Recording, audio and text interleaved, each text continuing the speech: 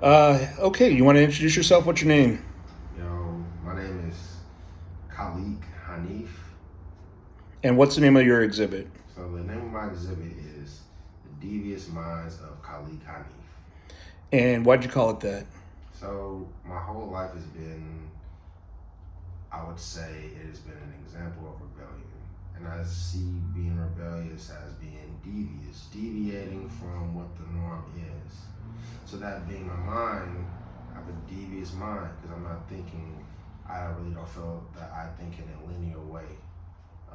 The way this world is structured, I think I deviate from that. So I have devious And how would you describe your practice, your art practice, your visual art practice? What are its mind. influences? The influences. I would say the colorful old school 90s cartoons, old school like retro video games.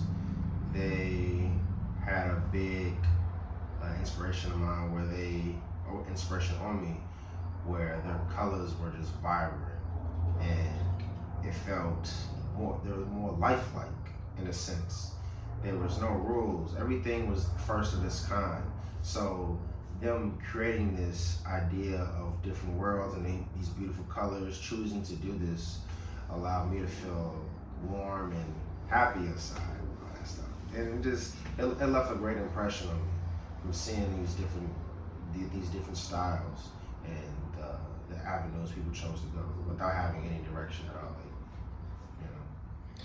So your artist statement talks about how the bright colors bring people in, but that there's other messages once you get in. Can you talk about that a little bit? Yeah. So me having a graffiti background, that's part of it. I love bright colors and I love using that. But my other side or my other aspect to my art is very dark.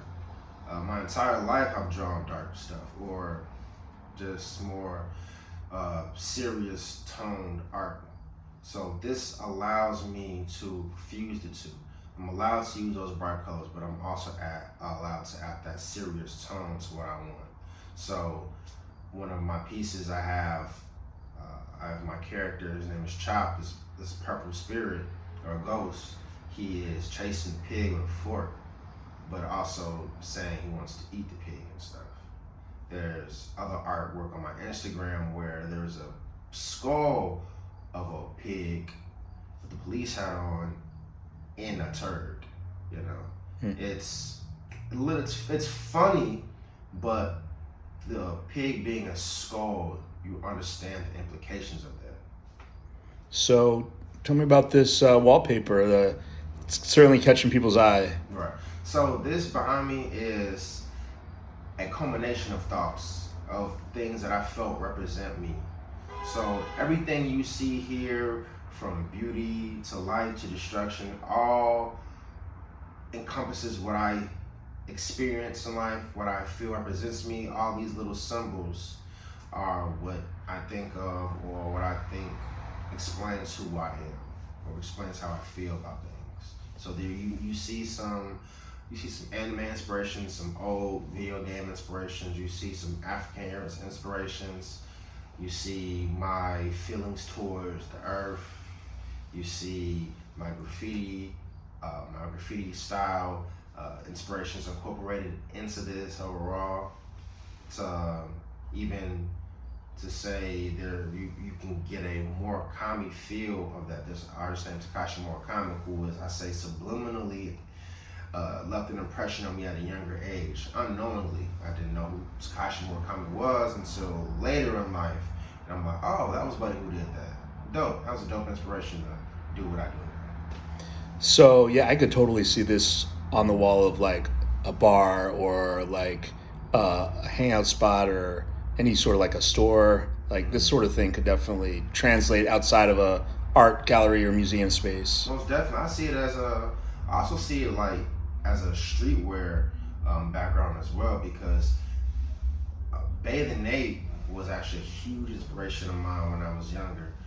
Before I looked at Takashi Murakami artwork, when Bathing Ape was popping and they came out with these little cool characters, as caricatures of known artists and stuff or superheroes. Like their whole style was dope. It was inspiring.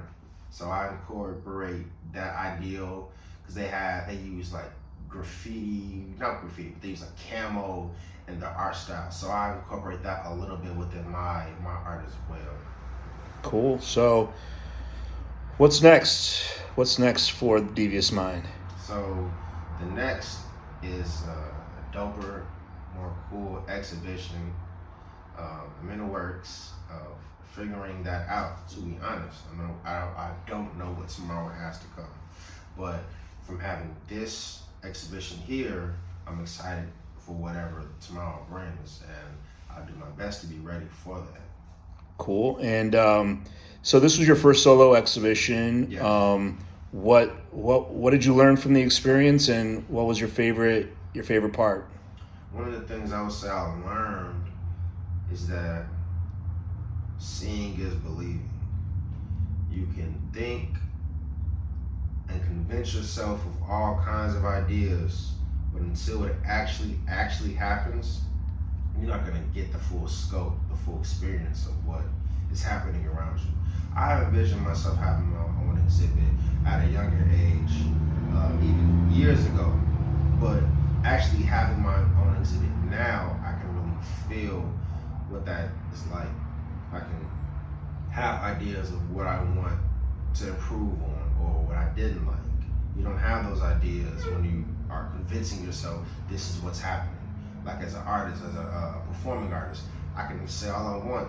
I saw myself in Japan rapping and stuff. But until you're actually there, you didn't see yourself in Japan. You saw yourself, but you don't know what it's like to actually be in the midst of that, and that energy. You don't know what that's like. And your favorite part of having the show? Yeah, there's a lot. Actually, it was me. What was it? One of the first things was the epiphany of like, this is actually here. This is actually happening. I got that moment. The children coming in and just signing and tagging over the sidewalk. Me encountering other graffiti artists and them on the sidewalk. My family coming in. My friends, my peers, fellow MCs were here to see my other artistic side of what I do. Me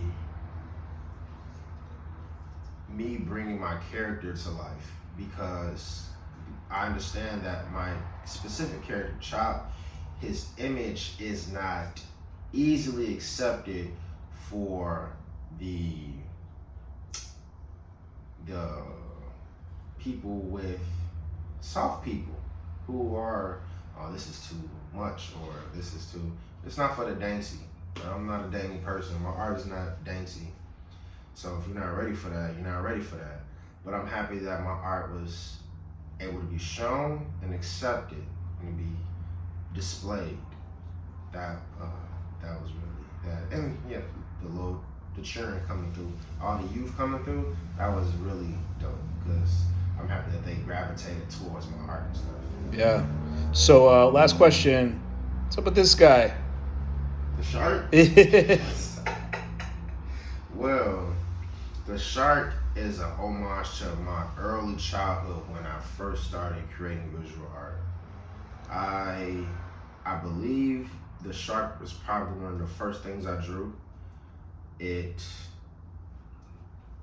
represents power. This was something new I came into, this new idea of the reason why I drew certain things with sharp teeth. As a youth, like watching things in power, they had sharp teeth. So that programming in my mind was like, okay, things with sharp teeth or monstrous, whatever, that's what's strong. And I always saw myself creating things that were strong. And I guess innately I started drawing creatures like that had sharp teeth and stuff.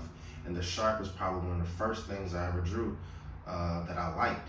Like watching watching a great white shark on TV, like doing all this stuff, like just biting, tearing up stuff, and just the documentary people saying the strength of this creature. I'm like, man, dude, it's crazy. Let me draw that. So Nice. And where can people follow you on social? you can find me at Khaaliq Haneef. All right. So I almost said my email. Just a follow you is enough. Yes. Awesome. Thanks so much. Nah, man. Thank you, man.